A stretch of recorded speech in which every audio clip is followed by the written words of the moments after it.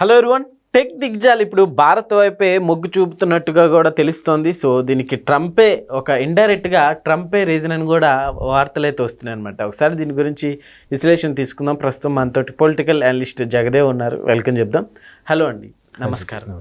Yes, ఏంటి sir tech దిగ్గజాలన్నీ ఇప్పుడు మన భారత్ వైపే మొగ్గు చూపడం, దీన్ని ఎలా చూడొచ్చు, భవిష్యత్తులో ఎలా ఉండబోతుంది?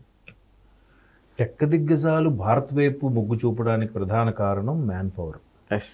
రెండవది అతి తక్కువ ధరకే మౌలిక సదుపాయాలు. మూడవది ట్రంప్ కంబు చేసేస్తున్నాడు అక్కడ. అంటే గత 5 ఏళ్ళలో జగన్మోహన్ రెడ్డి గారు ఆంధ్రప్రదేశ్లో ఎలాగైతే చేశారో ఇప్పుడు అమెరికాలో ట్రంప్ అలా చేస్తున్నాడు.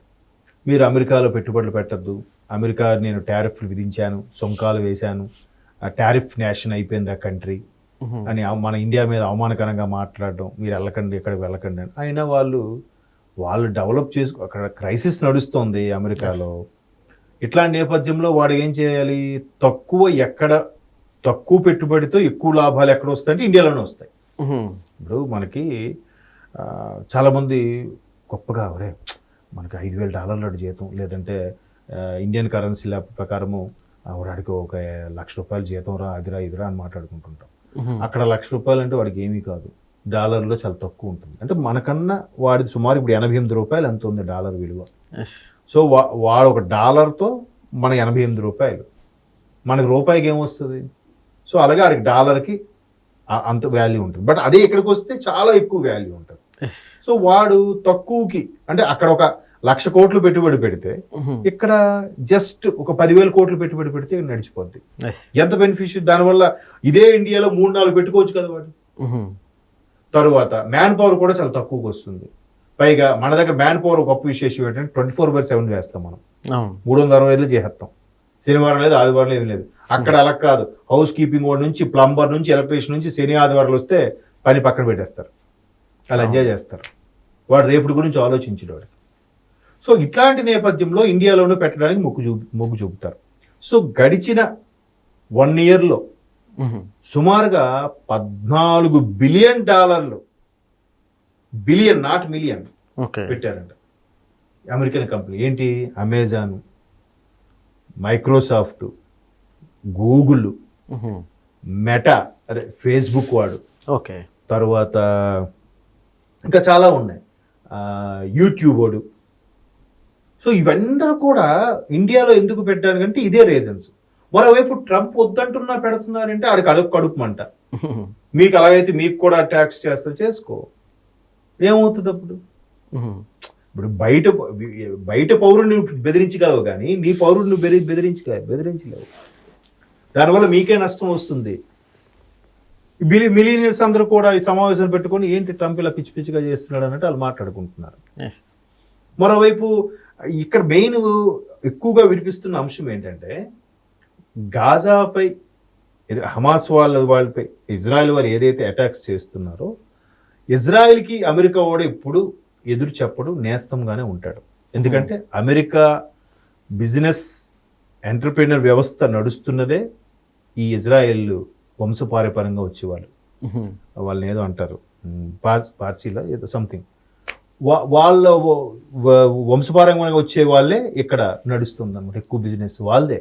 ఎలాన్ మస్క్ కూడా ఆ సంతతి చెందినవాడే, అంటే ఎప్పుడో వలస వచ్చి స్థిరపడిన వాళ్ళు. సో ఇజ్రాయెల్ అమెరికా స్నేహస్తమే ఉంటుంది ఎప్పుడు. అలాగని ఇజ్రాయెల్ ఏదైతే గాజాకి వీటి మీద అటాక్ చేసిందో, మొన్న ఇరాన్లో ఎక్కడో హమాస్ నాయకులు సమావేశమయ్యారని బిల్డింగ్ లేపేసింది. సో అది హైలైట్ అవ్వకుండా ఉండాలి అంటే ఇట్లా ఊరికే మీడియా దృష్టిని, ప్రపంచ మీడియా దృష్టిని దారి మళ్లించడానికి, దృష్టి మరల్చడానికి ఈ విధంగా ట్రంప్ ప్లాన్ చేస్తున్నాడు, కావాలని ఇలా చేస్తున్నాడు అనేది ఒక స్టేట్మెంట్ అయినా అయ్యుండొచ్చు. ఇంకా వాడు ఇప్పుడు అందరినీ ఖండించాలి, పాకిస్తాన్ మీద మీరు అలా చేయడం తప్పు, లేదంటే ఇరాన్ మీద ఇలా చేయడం తప్పు, ఉక్రెయిన్ మీద రష్యా అలా ప్రతాపం చూపించడం తప్పు అని ఎన్ని కబుర్లు చెప్పిన వాడు, మరి ఇజ్రాయెల్ కూడా మీరు నీతులు చెప్పాలిగా. ఎందుకు చెప్పట్లేదు? ఇజ్రాయెల్ విషయంలో మీరు ఎందుకు మధ్యవర్తిత్వం వహించరు? మీరు ఎందుకు ఎంటర్ఫియర్ అవ్వరు? ఒకవేళ ఇజ్రాయెల్ మీద ఎంటర్ఫియర్ అయితే అమెరికా వ్యవస్థ అంతా కుప్పకూలిపోతుంది కదా. సో కాబట్టి ట్రంప్ ఈ విధంగా టారిఫ్ నేషన్ అని చెప్తూ మన మీద బురద జల్లే ప్రయత్నం చేస్తున్నాడు అనేది ఒక టాపిక్. కానీ ఏది ఏమైనా ప్రపంచ దేశాల్లో చాలా వరకు కూడా ఇండియాలోనే పెట్టుబడులు పెట్టడానికి వస్తున్నాయి. ప్రధానమంత్రి నరేంద్ర మోదీ గారు కూడా మేక్ ఇన్ ఇండియా కాన్సెప్ట్తో ఎవడిని టారిఫ్లు విధించినా నేను మీకేం విధించిన మీరు వచ్చి చేసుకోండి. ఈవెన్ యాపిల్ కూడా గత సంవత్సరంలో ప్రపంచం మొత్తం మీద 7% ఆఫ్ ఉత్పత్తులు మన దేశం నుంచి ఎక్స్పోర్ట్ అయ్యాయి.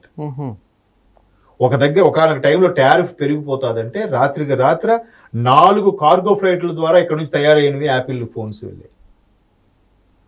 సో ఇట్లా చాలా చేంజెస్ నడుస్తున్నాయి. మోదీ గారు కూడా ఆచితూచి వేస్తున్నాడు. అమెరికా వాడిని రెచ్చగొట్టేనా కూడా ఆడేమి రెచ్చిపోకుండా వాడిని దెబ్బ కొట్టాలంటే చైనాతో ఊరికే వెళ్ళి కరచాలనం చేశారు. రష్యాతో ఒప్పందాలు చేసుకుంటున్నారు. ఏం చేస్తాడు? ఎంతసేపు నేనే గొప్ప అనుకుంటే ఏమవుతుంది?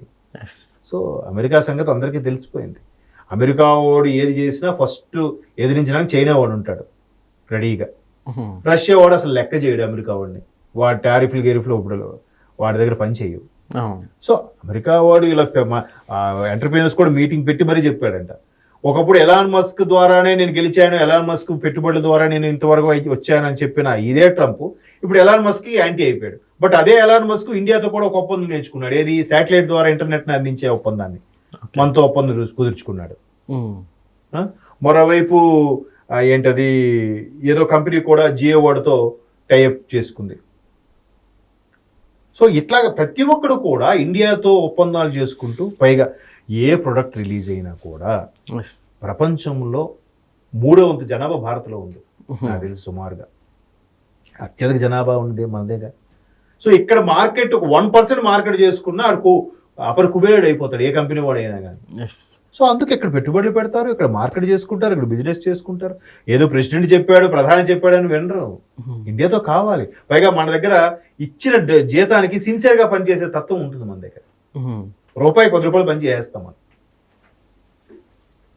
కదా. సో కాబట్టి వాడు ఎన్ని టారిఫ్లు ఎన్ని విధించినా ఇండియాలో పెట్టుబడి. రీసెంట్గా చంద్రబాబు నాయుడు గారు పుణ్యమా అని సెమీ కండక్టర్స్ కూడా ఏదో శాంక్షన్ అయింది, మీకు తెలుసు కదా. ఒరిస్సాకి, మనకి, పంజాబ్ కనుకుంటా. మరి ట్రంప్ టారిఫ్లు పెట్టిన తర్వాతే ఆ కంపెనీ వచ్చి అనౌన్స్ చేసింది ఇండియాలో 3 ప్లేసుల్లో పెడుతున్నాము. ఒకటి పంజాబ్, 2 ఒరిస్సా, 3వది ఆంధ్రప్రదేశ్. ఇంకెవడు ఎన్ని టారిఫ్లు పెడతాడు? ఎవడికి నష్టం? వెనకటికి ఎవడో వెళ్ళాడంట, నెంబర్ 2కి వెళ్ళి చెరువు మీద అలిగాడంట. అట్లా అవుతుంది అమెరికా వాడి పరిస్థితి. చెరువు మీద అలిగితే ఎవడికి నష్టం? వాడికే కంపు కదా. Okay sir, thank you.